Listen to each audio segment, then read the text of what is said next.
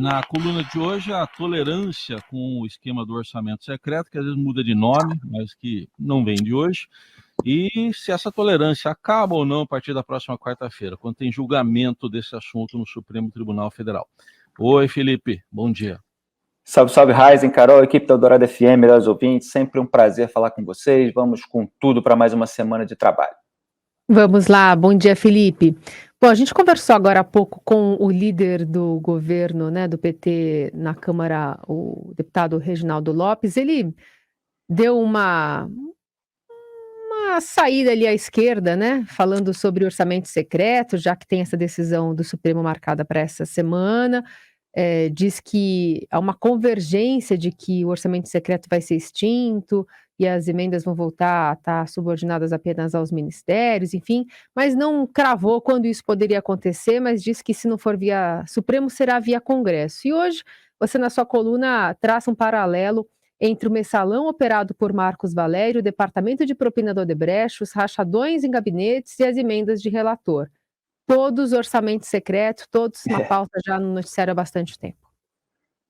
Exatamente, Carol. Eu até lembrei ali Lima Barreto, grande escritor brasileiro, que era saudoso do Império e crítico da República, proclamada ali em 1889, desde a sua raiz. E o Lima Barreto dizia que sempre havia a verba secreta ali para acomodar os interesses, e ele chamava a República no Brasil de o regime da corrupção. E até hoje é assim. Quer dizer, você tem a verba secreta, e eu estabeleci aí esse denominador comum entre esses vários esquemas. O mensalão, o departamento de propinas da Odebrecht, as mal chamadas rachadinhas, que eu chamo de rachadões, porque muitas vezes são esquemas de desvio milionário de dinheiro público em gabinetes parlamentares, e agora as emendas de relator. Essas ficaram conhecidas como orçamento secreto, mas todos esses casos são de orçamento secreto. Quer dizer, é de dinheiro que está sendo desviado em segredo para facilitar a vida de alguém financeiramente. No caso desse mecanismo, ele foi institucionalizado. Então, os parlamentares passaram 2 anos ali pegando aquela fatia do orçamento sem deixar o nome, sem dizer quanto era, para jogar para o seu reduto eleitoral, para as prefeituras de familiares, que aí fazem obras por meio de empresas também de familiares, de amigos, não tem transparência ao longo desse processo, e sabe-se lá onde vai parar o dinheiro, e já houve operações da Polícia Federal, inclusive na ponta da linha, apontando justamente desvios, apontando corrupção. Então, é um mecanismo que dá margem para isso, e ele, em si, já é um absoluto abuso, porque os parlamentares têm emenda individual, têm emenda de bancada, têm emenda de comissão, e aí criaram mais essa tungada aí no orçamento com as emendas de relator. Então, quando houve a condenação de parte da cúpula do PT no mensalão, isso deu alguma esperança aos cidadãos incautos brasileiros de que aquela verba secreta citada pelo Lima Barreto tinha os seus dias contados, mas aí ela permaneceu em estatais, nas casas legislativas, e agora foi institucionalizada no Congresso durante o governo Bolsonaro. O STF marcou, na verdade, a ministra Rosa Weber, que é a relatora do caso, para essa quarta-feira, dia 7. Aliás, está previsto também a análise da PEC do estouro, né? Essa PEC da transição, que ganhou esse apelido, tem gente que chama de PEC do precipício, como a economista liberal Helena Landau, para essa quarta-feira também. Então, quarta-feira tende a ser um dia agitado, mas vamos focar aqui no julgamento do orçamento secreto. Então, o Supremo, que deixou impune toda uma geração de políticos que tinham codinome no orçamento secreto da Odebrecht, uma empreiteira favorecida no BNDES e na Petrobras durante os governos Lula e Dilma Rousseff, agora vai julgar essa ação de inconstitucionalidade contra essas emendas usadas para compra de apoio parlamentar. Então, o que eu estava comentando ali é que a punição dos envolvidos já nem sequer é aventada no Brasil. O que se discute é se esse esquema, flagrantemente espúrio, pode ter a legitimação judicial e em quais termos.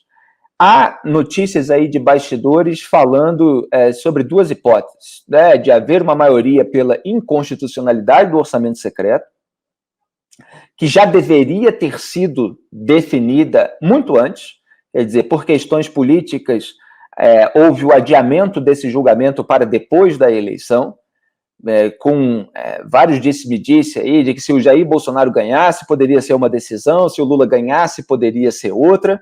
E é bom lembrar que os parlamentares que usaram essas verbas do orçamento secreto nos seus redutos eleitorais, eles foram favorecidos para a disputa eleitoral. E a imensa maioria deles foi reeleito, porque eles usam como uma extensão do fundo eleitoral para fazer essas obras aí de fachada, de véspera de campanha e conseguir voto. Então, foi jogado aí para depois, e agora interessa ao governo eleito Lula reaver o controle sobre essa distribuição de verbas. E se aventou a possibilidade de uma modulação no mecanismo atualmente existente para que os parlamentares pudessem distribuir entre si essas verbas. O controle atualmente é do Arthur Lira, presidente da Câmara dos Deputados, ele não quer perder esse poder, mas com uma lista de prioridades definida pelo Poder Executivo, quer dizer, definida pelo governo Lula. Vamos ver para onde vai pender cada ministro. A gente sabe que tem vários ministros que são mais políticos, que são suscetíveis aos apelos dos políticos de quem eles são aliados. O Lula tem influência sobre diversos ministros. Gilmar Mendes, inclusive, almoçou com Lula em Portugal, com José Seripieri Júnior, que é o fornecedor de avião para o Lula, aquele empresário amigo. O Gilmar já atuou no processo dos dois, inclusive. Os dois estão aí soltos. O Gilmar também teve encontros com o Lula no Brasil. O Gilmar é muito próximo do Arthur Lira, que também deve estar buzinando lá no ouvido dele. E o Gilmar, ele liderou ali a pressão interna no STF contra uma medida mais dura da Rosa Weber lá atrás, contra o orçamento secreto, porque ela cobrou mais transparência e também suspendeu a execução das emendas. E teve uma reação interna contra a suspensão da execução, então continuou essa farra que dura até quarta-feira ou, eventualmente, poderá continuar. Então, assim, em relação ao orçamento secreto, essa é a expectativa. Agora, queria falar também, né, Heisen, sobre os julgamentos recentes aí do Supremo Tribunal Federal, que mostram justamente a leniência, que mostram a complacência e como os políticos são blindados no Supremo, e é isso a que a gente está assistindo ultimamente. Então vamos falar um pouquinho desses julgamentos, até com áudios que você vai nos trazer aqui, né, Felipe, para ilustrar um pouco, por exemplo, como é que um indicado do presidente Bolsonaro, o terrivelmente evangélico André Mendonça, se comportou? Exatamente, Heisen. Olha, a verdade é que manobras jurídicas do Cássio Nunes Marques e do André Mendonça, os dois ministros indicados por Jair Bolsonaro ao STF, evitaram a prisão do deputado federal bolsonarista Silas Câmara, que é do Republicanos, do Amazonas, que desviou recursos, e já se pode dizer assim, de uma maneira afirmativa, categórica, peremptória, destinados aos pagamentos de assessores parlamentares entre janeiro de 2000 e dezembro de 2001. Então, como era esse esquema antes de eu mostrar aqui a conduta do André Mendonça, principalmente? Parte dos salários eram sacados das contas desses servidores e depositados em contas do secretário do deputado e do próprio parlamentar, que também foi responsável pela nomeação para cargos públicos de empregados particulares que seguiam prestando serviços privados para ele. Quer dizer, esses casos, você tem a chamada rachadinha tradicional. Então, são casos similares aos esquemas que foram apontados pelo Ministério Público do Rio de Janeiro de uso de funcionários fantasmas pelo Flávio Bolsonaro e pelo Carlos Bolsonaro. Investigações que ainda poderão avançar, embora do Flávio tenha voltado diversas casas. E, nesse caso de você colocar um empregado particular para ser remunerado pelo povo como assessor legislativo, remete ao caso do Jair Bolsonaro com a Val do Açaí. Lembra que o Bolsonaro tem uma casa ali na região de Angra dos Reis, no Rio de Janeiro? Então, é uma ação de improbidade proposta pelo Ministério Público Federal. Então, você vê os ministros do Bolsonaro atuando de uma maneira no Supremo Tribunal Federal que evita maior punição num caso semelhante aos casos em que há suspeitas desse comportamento por parte da própria família Bolsonaro. Então, assim, a partir de 2023, fora da presidência, Jair Bolsonaro não vai ter mais foro privilegiado. Em abril de 2021, o Carlos perdeu o foro dele, porque o STF declarou inconstitucionais ali trechos da Constituição do Estado do Rio que beneficiavam os vereadores, como é o caso do Carlos, com essa prerrogativa. E em julho de 2022, o MP do Rio entrou com um recurso no Supremo contra uma decisão da Justiça do Rio que havia rejeitado, em maio, a denúncia contra o Flávio. Então, assim, ainda há possibilidade de que essas investigações sejam retomadas ou avancem.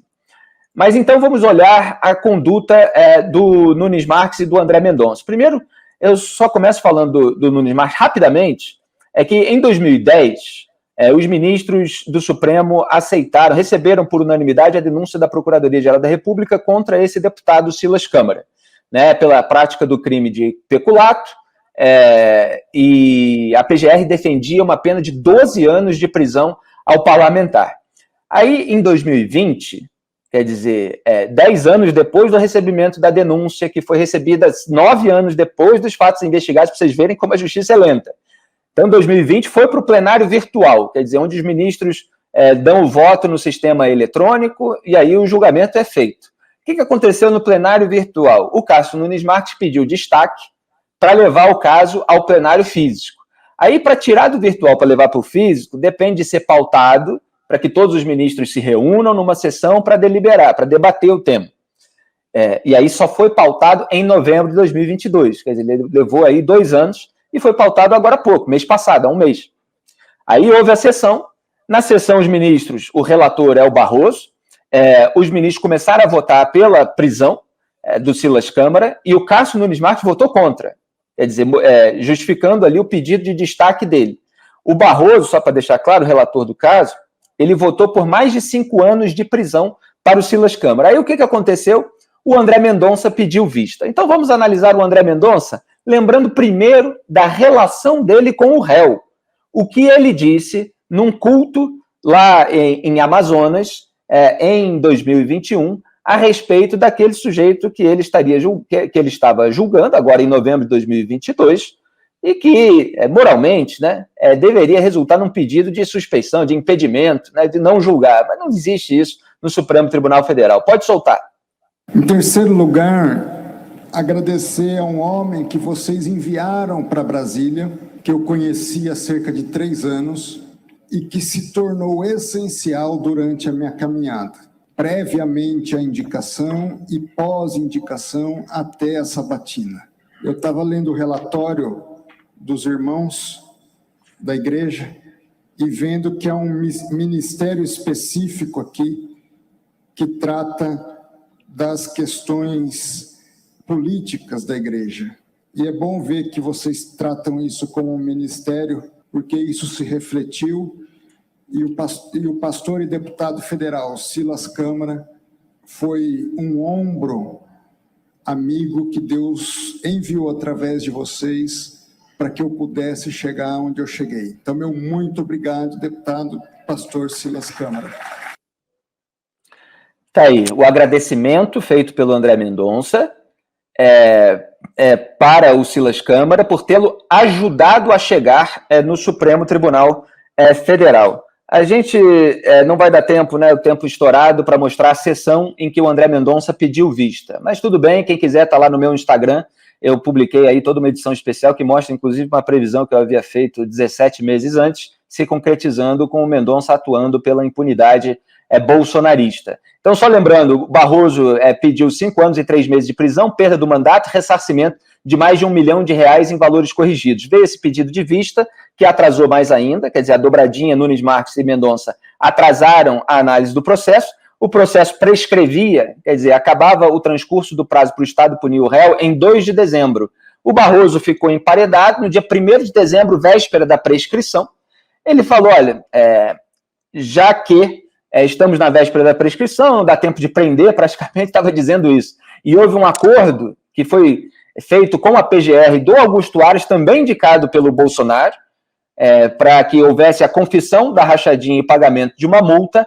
O Barroso decidiu impor somente a multa de R$242 mil ao Silas Câmara e ele acabou não sendo preso, portanto, não sendo condenado à prisão. Então, vocês vejam como manobras jurídicas podem atrasar o processo e acabar aliviando a barra do réu.